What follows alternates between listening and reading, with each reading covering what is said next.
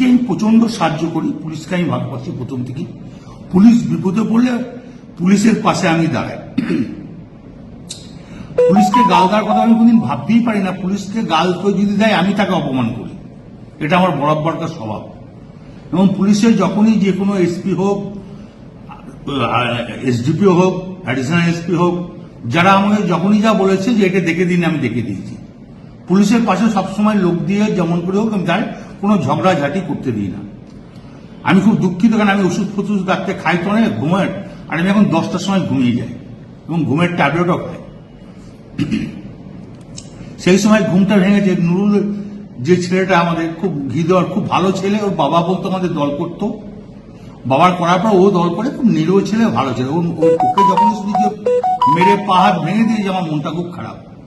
আমি আইসিকে আমিও বলেছি, চাঁদুও ফোন করে বলেছে যে আপনি তাড়াতাড়ি জানকে অন্তত ছেলেটাকে কাছে হসপিটালাইজ করুন। তো উনি আমাকে একটা অন্য ধরনের কথা বলেছে, সেটা আমি আর বলতে রাজি নয়। তখন আমি নিজের রাগ সামালতে পারিনি, এটা স্বাভাবিক আমি বলেছি। এর জন্য আমি দুঃখিত, আমি ক্ষমা প্রার্থী। এটা যদি স্বাভাবিক আমার মুখ থেকে এই কথাটা বেরোনো উচিত নয়, তার জন্য আমি দুঃখিত এবং ক্ষমা।